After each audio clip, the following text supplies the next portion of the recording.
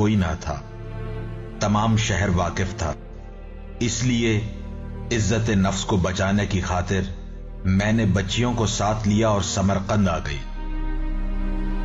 मौसम सर्दी का था, बर्फबारी हो रही थी। मैंने बच्चों को मस्जिद में बिठाया और खुद बाहर खाने और ठिकाने की फिक्र में गई। एक जगह बहुत से लोग जमा थे। मैंने पूछा, ये क्या है? मुझे बताया गया कि समरकंद का मुसलमान अमीर है और इर्द गिर्द जरूरतमंद अफराद है। मैं वहां चली गई, उससे ताउन की दरखास्त की और उसे बताया कि मैं ज़ुर्रियत रसूल औलाद अली व बतूल से हूं। उसने बड़ी बेरुखी से जवाब दिया, मुझे क्या मालूम कि तू औलाद पैगंबर और ज़हरा है। अगर कोई गवाह हो तो ले आओ, मैं तुम्हारी मदद कर दूंगा। मैंने कहा, बंदा खुदा, मैं सफर में हूं, मेरा यहां कौन गवाह होगा? उसने कहा, अगर गवाह नहीं है तो मेरे पास तुम्हारे लिए कुछ मदद नहीं। मैं मायूस होकर वापस पलट गई। एक जगह पर फिर कुछ लोग जमा थे।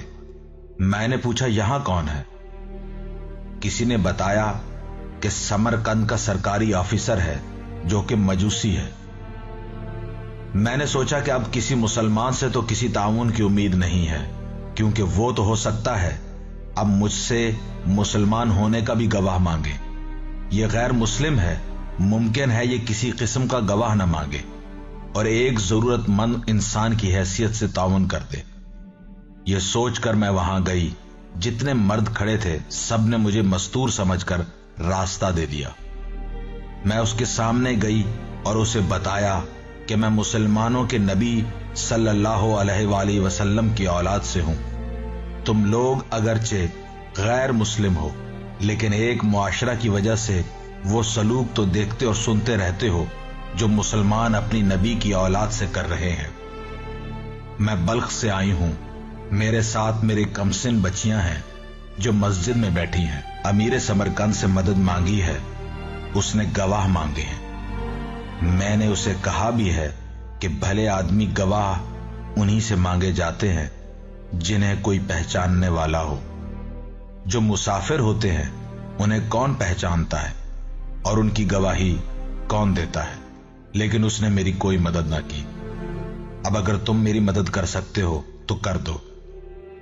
वो मजूसी उठ खड़ा हुआ, नौकर भेजा कि जाकर मेरी बीवी को साथ ले आ। वो गया। कुछ देर बाद उसकी बीवी आ गई। उसने कहा, इस बीबी के साथ जा, मस्जिद में उसकी बच्चियां बैठी हैं, उन्हें साथ लेकर आ। अपने घर में अलहदा कमरा दे, सफर की थकी हुई हैं, उन्हें गुस्ल के लिए गर्म पानी दो, नए कपड़े दो, खाने का इंतजाम करो। वो मस्तूर मेरे साथ आई। उसने बच्चियों को अपने साथ लिया, हमें अपने घर ले गई।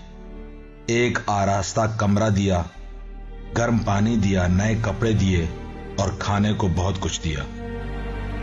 थकी हुई बच्चियां जल्दी सो गई। मैंने मुसल्ला बिछाया और मजूसी के लिए अल्लाह से दुआ करने लग गई। रात ढली हुई थी कि दरवाजा पर दक्कुल बाब हुआ। मजूसी खुद दरवाजा पर गया। दरवाजा खोला तो मुसलमान अमीर अपने नौकरों के साथ खड़ा था। मजूसी ने पूछा, क्या बात है? उसने कहा, मेरे मेहमान आपके पास आए हैं, उन्हें लेने आया हूं। मजूसी ने कहा, वही जिनसे कल तूने गवाह तलब किए थे? उसने कहा, हां, मैं शर्मिंदा हूं। मुझे मेरी मजहबी गैरत ने शर्मिंदा किया है कि तूने मजूसी होने के बावजूद उन्हें घर में जगह दी और मैं मुसलमान होकर उनकी मदद ना कर सका। यह सुनकर मजूसी मुस्कुरा दिया। उसने पूछा, इसमें मुस्कुराने की क्या बात है? मजूसी ने कहा, अभी तक तेरा जहन दुरुस्त नहीं हुआ और तू फरेब से बाज नहीं आया। उसने कहा, मैंने सीधी बात की है, इसमें भला फरेब की कौन सी बात है? मजूसी ने कहा, फरेब नहीं तो और क्या है? तूने उस मस्तूर से औलादे ज़हरा होने का गवाह मांगा था।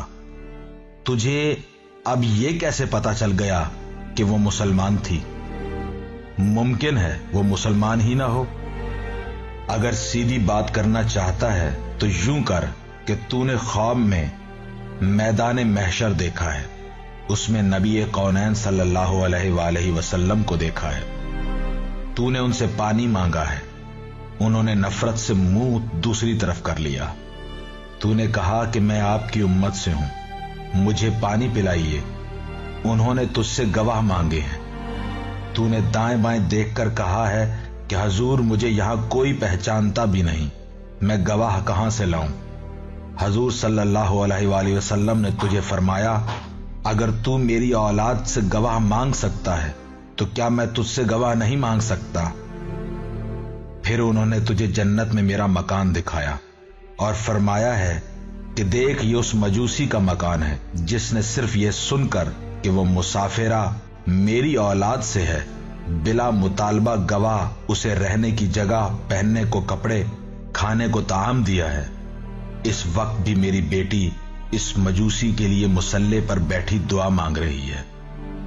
خواب ایک ہی ہے، میں نے بھی دیکھا اور تو نے بھی دیکھا، اب بتا کیا یہی سیدھی بات ہے؟ اس نے کہا کہ واقعاً مجھے یہی خواب اس وقت تیرے دروازے پر لایا ہے، تو ایسا کر مجھ سے 1000 دینار لے اور بیبیاں مجھے لے جانے دے۔